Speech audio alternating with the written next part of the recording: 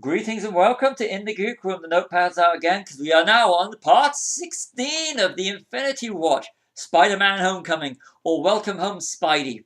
Now, if I remember right, Homecoming was one of the words that set off the Winter Soldier, if I'm right, because it's like, I thought it was kind of cool, nice little nod. It's also, more importantly, Welcome Home Spider-Man. You're now part of the MCU when Sony and Marvel Disney cut a deal because, come on, let's face it, in the last 15 years, there's been three reboots starting from 2002 Spider-Man with Tobey Maguire, then the failed Andrew Garfield Amazing Spider-Man's 1 and 2 film series that was supposed to be more than just that, and it was supposed to set up the whole Spider-Man universe with Sony, but we never got a part 3, so we never got a conclusion. It'd be like Return of the Jedi. No Empire after Empire Strikes Back. If there'd been no Return of the Jedi, if they just left Han Solo and Carbonite, seems to be a thing with films these days. If it gets to a point where they just can't continue, they just won't waste the money. But on this one, it's a great thing for us because Spider-Man appeared in Civil War, which means we didn't have to have another origin story. We got the idea of just because, come on, we all know Spider-Man's origin. So with Homecoming, we're able to hit the ground running because we know who Spider-Man is. Thank you, Civil War, and thank you, Sony, for cutting the deal, because this is being the first Spider-Man film with Spider-Man Homecoming that we actually, or I even actually saw on the day of release, because it's MCU. So it's like meant that we felt that we have to, because all MCU films we actually see at the cinema on day of release and afterwards. Whereas every other one's been one screen showings. I have seen all the big Spider-Man films, all the Spider-Man films since 2002 on the big screen, and this is actually the first with Spider-Man Homecoming they actually thoroughly enjoyed. Now I'm going to rely on my notes again for this one because whilst we were watching it, it took some good notes. I love this one. You've got Spidey. Not only have you got Spider-Man because it's MCU, we have so many references to all the great, and we were able to actually have in it Happy Hogan, Jon Favreau, Tony Stark, Robert Downey Jr., and Captain America making some of the best comedic moments with the public service announcements. As in this film, he is a war criminal now, technically, as his gym instructor points out, and his public service announcements, especially the end credits ones about patience, is absolutely fantastic. If you've not seen Spider-Man Homecoming, I'm sorry, I've just spoiled a bit of it for you.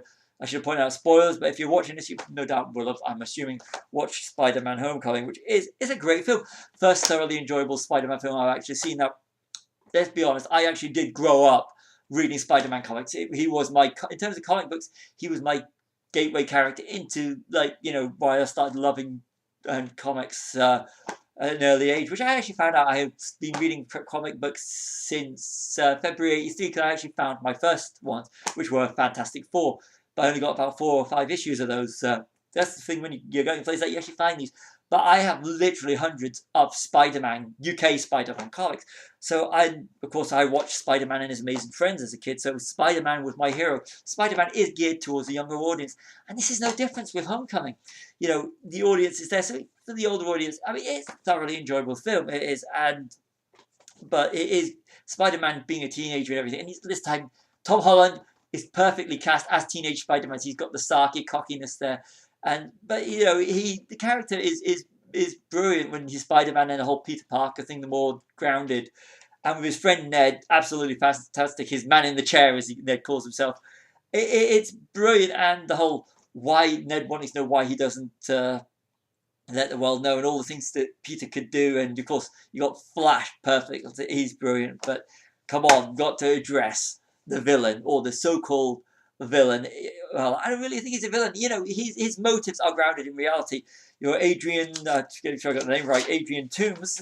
I see. This is the reason I actually do notes, is so that I can actually check out. Yeah, Adrian Toomes and his arc with his daughter and his family, and why he's motivated to become the Vulture, and the use of the tech from the Battle of New York and the fallout from Sokovia and the Ultron.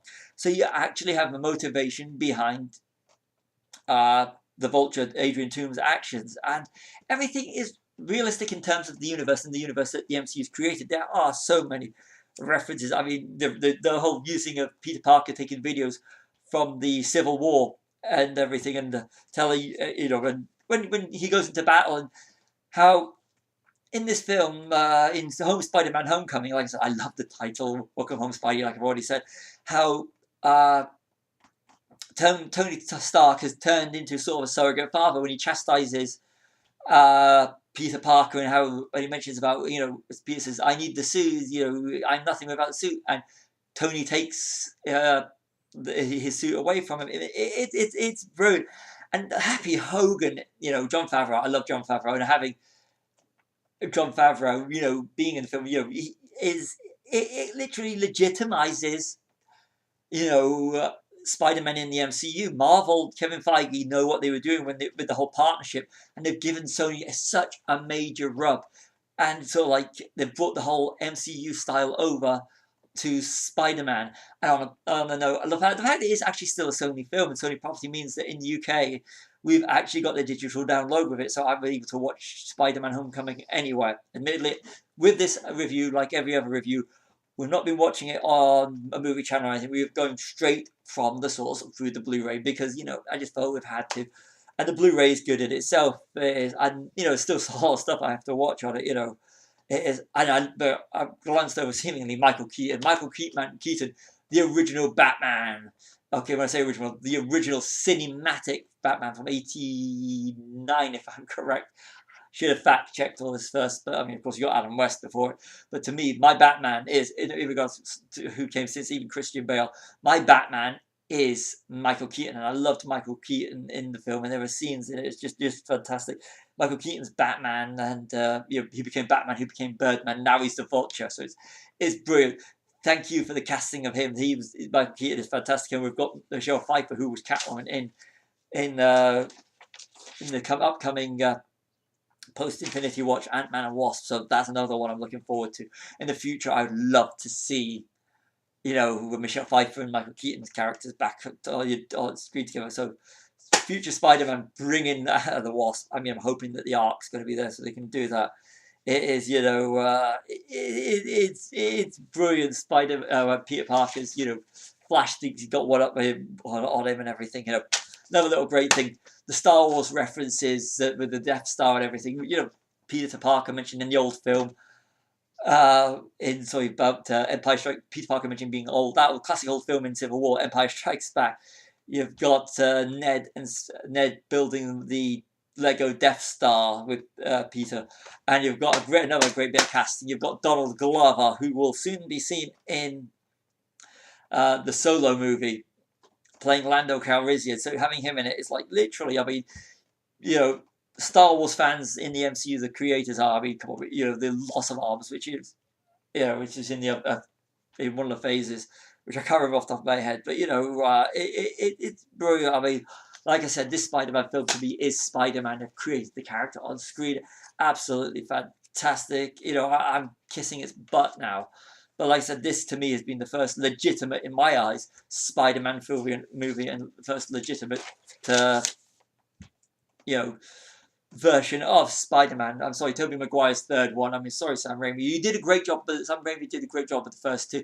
But studio interference made the third one absolutely terrible and pretty much unwatchable. I mean, I found that you could literally walk out on the film. When I was at the cinema, you could actually go out, get snacks or whatever, and won't come back and still haven't missed nothing. And you just Spider-Man 3, you're waiting for that film to be over. I mean, they should have given Sam Raimi the chance to do another one in terms of, and then went on to The Amazing Spider-Man. But thank you. If I'm right, Mark Webb is the director of Amazing Spider-Man.